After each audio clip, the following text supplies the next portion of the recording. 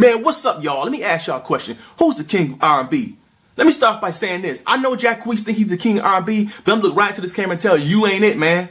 You ain't it. The king of R&B has to be consistent, has to have more than one album, has to have a large body of work to be considered that. Talking about he the king of people 16 or 24. That's like saying that I'm the best tap dancer from 23 to 28 and I'm the only tap dancer that's in the industry. So I'm like, yeah, look at this jungle I'm in, but I'm the only animal in the jungle. That's nothing to be said. No, not the king at all. You got about another 15, 20 years to be even looked at as a king. Put more work in, get vocal abilities better. That's what's going to have to happen. It's just certain things, people, man. People say, like, Chris Brown, right?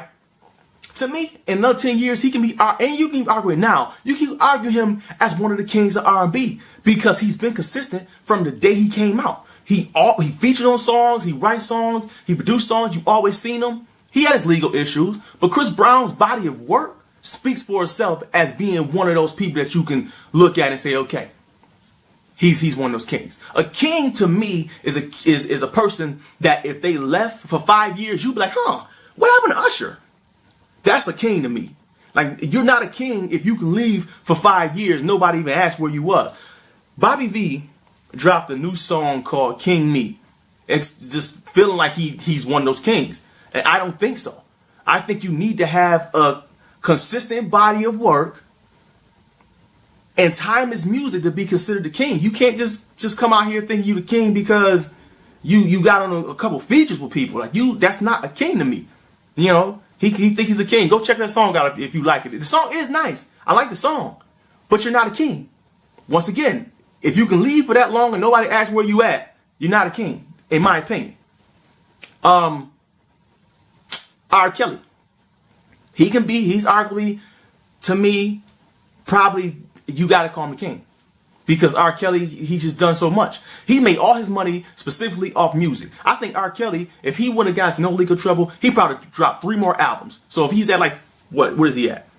11 albums, 12 albums? I think he would have been like 13, I think like 14, 15 albums if he ain't had that legal stuff. He was one that was consistent, dropping hit after hit after hit, album after album, writing for Michael Jackson and doing features with people and writing for B2K and Ron Isley. He was consistent from his career when he came out up until the day, other than legal stuff. But outside of that, outside of what people say his personal life was, R. Kelly, musically, you can't deny him that. You can't. So the king of R&B is just a stretch. Years that it takes to accumulate this, years, and it's not something that you'll give yourself that title. You can't. This comes from the fans. This comes from what people feel. There's a lot of people out there that was nice to the time, like Jaheim, but then he'll come and then he'll leave. He'll come, then he'll leave. Maxwell, he'll come, show up, then he'll leave. Show up, then he'll leave. So you got a lot of people that's like that, man. But the king, Bobby Brown. One more thing, Bobby Brown.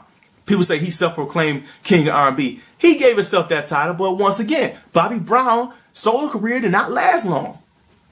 It did not last long. Like, when you think about Bobby Brown's songs, he had music, but it wasn't a large body of work, man, to be like, you know what, man, he came out 86. Bobby Brown was better than everybody from 86 to 90. Like, no, I don't know about that. It was people that was dropping heat. Keith Sweat was dropping heat. Like, you know what I'm saying? So to consider yourself the king was saying you're at a different standard. I'm better than all y'all. I'm better than everybody from 96 to 91, 92. Ooh, that's tough. So let me know who y'all think the king is, man. Some people getting carried away with this king thing. You know what I'm saying? You need a resume. You need a real resume, a consistent one at that, for me to call you the king. I'm up out of here, man. It's Brandon. You know who it is.